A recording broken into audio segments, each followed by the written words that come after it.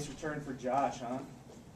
Yeah, I wasn't surprised. I was honest with you guys. I told you that he looked really good, and he looks like he's in pretty good shape. Right off the bat, he was doing things. He's in the pool and the underwater treadmill, and he's riding a bike right away when he was still in the boot. So I mean, he was winded a little bit, but not too bad. And I thought, we started practicing him hard this week. He didn't get his timing back, and I thought he was really good. Because I mean, not only did he make shots, I mean, he was passing it well. He looked very comfortable out there, I thought. As good as for him to come back off the injury, but also for his confidence last year, had a down year, and then come back and make his first 4 3-pointers. Yeah, he never lost his confidence. I mean, he looks good. Fran, have you had many games where you win by almost 30, but you commit 27 turnovers? I can't remember any. No. Obviously disappointed, I would think, with the way the game ended. Everyone was focused and quit playing. And I don't care about that, really. I mean, they were pressing the scout team. I got a lot of inexperienced guys out there. It's no big deal. What's your initial take on how heading into the Big Ten season where your team is at? You like where you're at? I do. I think the thing that you have to do now is just look ahead. You don't want to look back and say, well, we could have won this, or if I would have done it, we're 11-2. That's what we are. And it wasn't easy to get there. And we know what these next 18 are, every one. And I got enough experience in that locker room to know and understand what that means in terms of preparation and execution. We'll be ready.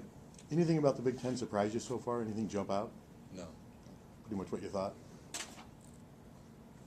How encouraged are you with three-point shooting? You shot almost 60% tonight, and it's been a lot better in non-conference than it was last season. Well, I thought, with the addition of Jared and Peter, I thought that would help. But I also knew that both Josh and Zach in particular last year was not consistent with what I thought that they would do. It's not consistent with what they had done before, and both of those guys are making shots. And I thought Cassell and Clemens would be solid, and I thought Marvel would improve.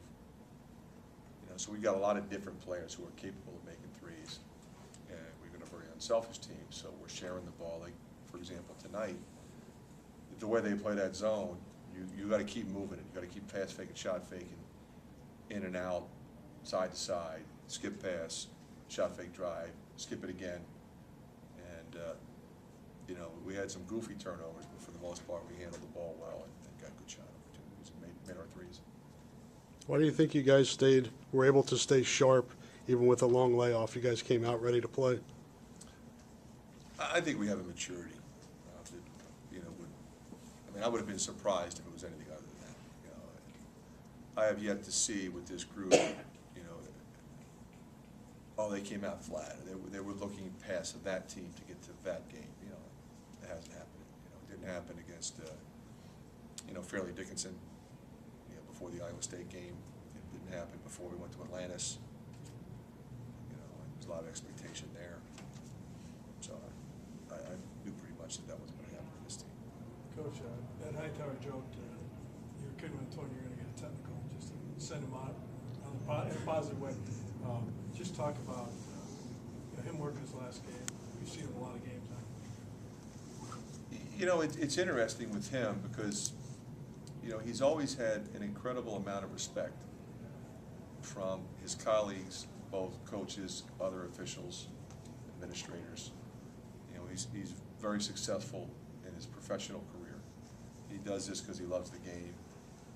And he's one of those guys that has an incredible ability to manage the game in a way where he can communicate with the players and the coaches, and you always know you're going to get a great shot. You're going to get a great night from him. He's going to give you everything he's got, and it's going to be fair, and you're not going to have to worry, like, do I have to work this guy to get a call because he's working? He's been above that for as long as I've known him. Kind of humbling almost that this is his last game here. Yeah, I thought when I heard it first, it was his last game here and he was gonna finish the year. This is officially his last game. I asked him if we could talk him out of it, he said no. Getting Marble and White didn't play at all in the second half. Is that just to get some other guys in? Well, Whitey was sick. You know, he missed practice yesterday. And we didn't know if he'd play at all. So I was not going back to him. And, you know, with the sloppy as the game ended, I wasn't going to put Marble out there and get him hurt. Goofy play.